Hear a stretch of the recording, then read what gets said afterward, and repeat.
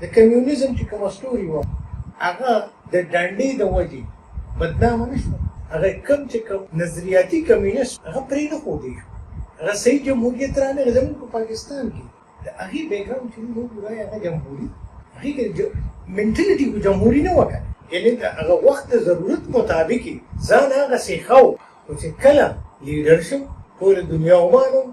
بیا مطلب ولران باچاو مې ټایم بیا مخې ته خبره نه شوه کوم زما چرېم دا مطلب نه دی ښه سړی بیا خراب سړی زه وایم چې مونږ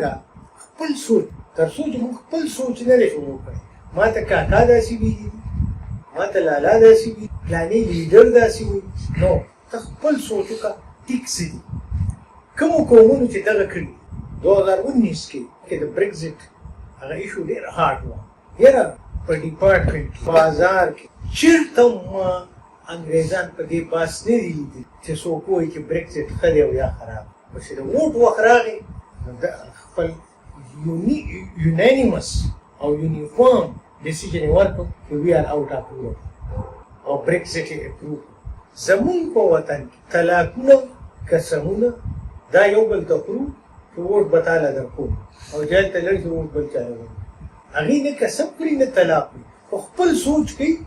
او هغه سوچ د دې وجې څه ده دا چینج کېږي ولې نه دا سوچ د هغې ښکلي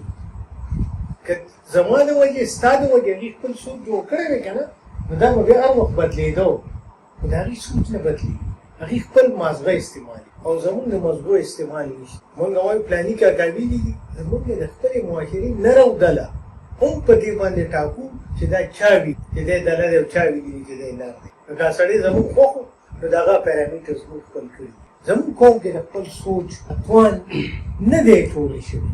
لکه ما د درس نظامي دا ډیفینیشن چې ما وګورم هغه هم کریټیکل تھینکینګ طرف ته سړی بوځي او د هلته نه موږ ته ټولې ریزسټنس میلاو شوی دی چې کریټیکل تھینکینګ به نه کوي که لیبرل تھینکینګ دی هغه هم ته کوئ خو چې کوم ځای کې کنزرویټیو سوسایټیز دي که په مغرب کې دي که په مشرق کې دي هغې لیبرل تھینکینګ اپوز کوي عجیبه خبرې دا دي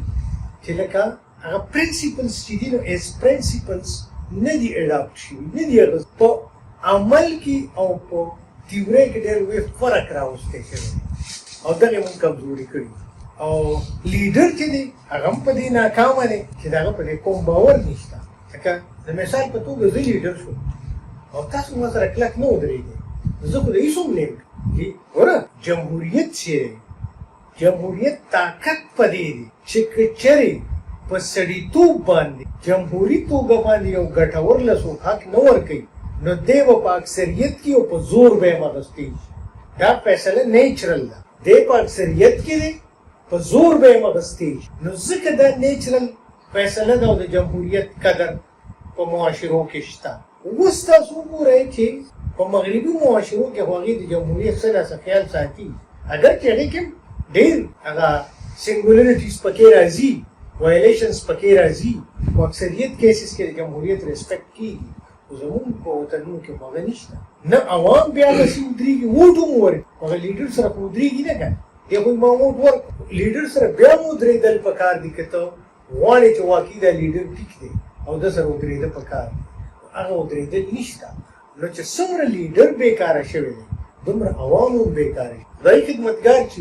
اوس مونږه پېښور کې یو ځای کې کېناستو ما ته ملګرو ویل بیا موږ سره تعاون پکار دی ستاسو نو ما سره هغه یو ملګري چې و نو خدای خدمتګار پاتې نو چې موږ هلته کېناستو نو دوی ویل تعاون پکار دی مسلې ډېرې دي دا دي هغه دي چې موږ کېناستو نو ما هغه ته ویل ډاکټر صاحب دوی ته ووایي د خدای خدمتګار سوګند څنګه و هغه ما ته ویل چې د خدای خدمتګارو سوګند چې و هغه د مور په پی و د خور په لوپټو او د خدای په قرآن او څو پکې چې زه به خاص د خدای د رضا دپاره د خلکو خدمت کوم